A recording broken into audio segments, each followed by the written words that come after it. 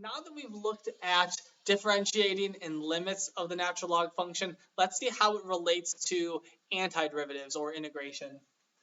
So if we want to take a look at this fact, the derivative of natural log of the absolute value of x is 1 over x. Now we know that the derivative of natural log of just x by itself, is going to be 1 over x. But also if you put on an absolute value, that also is equal to 1 over x. So what this means is that if I want to integrate 1 over x, I'm looking for what function has a derivative equal to 1 over x. This is going to be natural log of the absolute value of x plus c. So you need to have the absolute value of x present. You can't just simply have it be natural log of x. You need the absolute value signs. So that is the antiderivative of 1 over x. So what this means is that x to any power, we had this rule that said x to the n. What do we do to integrate x to the n? Well, in general, we add 1 to the power and divide by the power. So normally, it's going to be x to the n plus 1 divided by n plus 1. But that's only if n does not equal negative 1. Why? Well, if we think about why that's the case, if it was negative 1, so if I had x to the negative 1, I would add 1 to the power. Negative 1 plus 1 is 0. I would then divide by the power of 0. Well, now you're trying to divide by 0. That is not okay. So we have to come up with a special case of what happens when n is equal to negative 1. But x to the negative 1 is just 1 over x.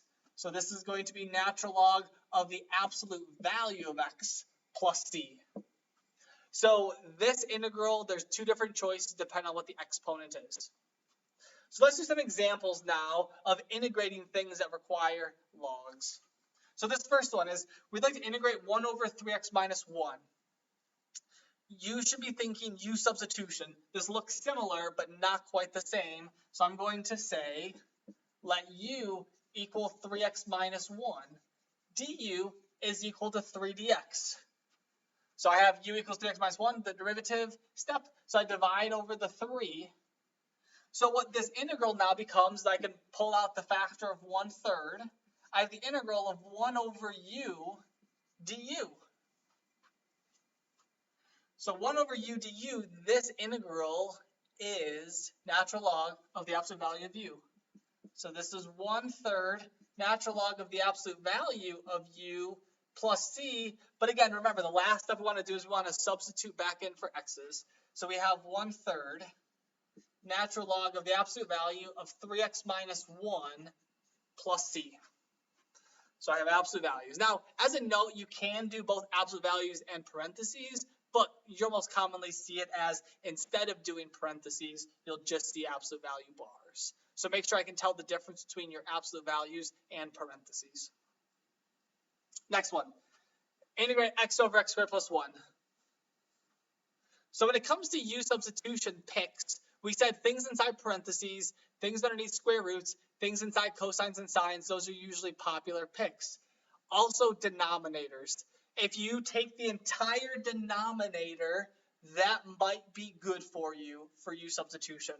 So let's try this. We're going to let u equal x squared plus 1. Then du will be 2x dx. Notice on the top I have an x times a dx, and on the bottom I have x squared plus 1. So if I divide over this 2, I have x dx. So what this gives me now is this integral. I have a 1/2 out front from this, and then I have a 1 over u du. And that's great. So in general, if you pick the denominator to be your u substitution, the numerator should be the derivative, or at least the variable part of the derivative. The constants, again, those can be whatever. So now I integrate this. So I have 1/2 natural log of the absolute value of u, but this becomes 1/2 natural log of the absolute value of x squared plus 1 plus c.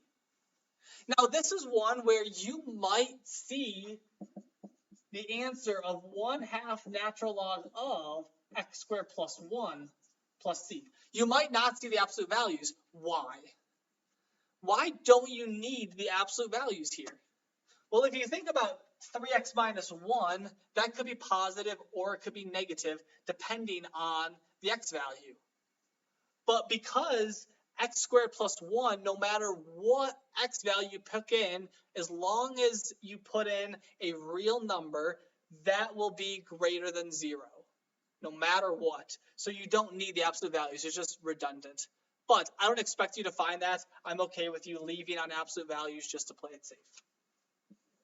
So this last one, tangent of x. So we know the integral of sine, we know the integral of cosine. We know the integral of secant squared is tangent, or the integral of tangent times secant is secant. We know those things, but just tangent by itself, I don't know. I don't know a function whose derivative is tangent.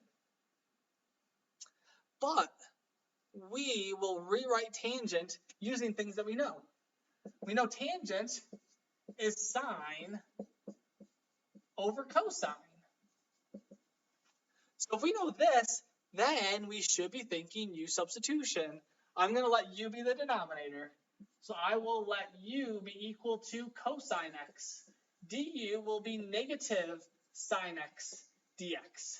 So this negative needs to go over here, but the sine x dx is perfect. We want that there.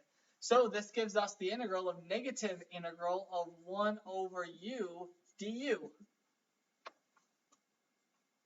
So the integral of this is natural log. So I have negative natural log of the absolute value of u plus c, but substituting back in, I have negative natural log of the absolute value of cosine x plus c. So this is the integral of tangent. Now again, there's a lot of ways to rewrite this. You might see other answers. If you look this up in a book or ask someone what the integral of tangent is, you might not get this answer. You might instead get natural log of the absolute value of secant of x plus c. You might see this. Now, are these two the same or are they different? Well, remember, numbers out in front could also get moved as the exponent. So if you have a negative 1 here, I could move that to the exponent. So if I want to take the cosine of x to the negative first, that's 1 over cosine, which is secant. So indeed, either of these two are right, but I would expect you to get to this point here. That's the level that I would like to know. This part, that's just more of a simplification thing that isn't necessary. But again, u substitution is going to be very beneficial when we're integrating things with logarithms.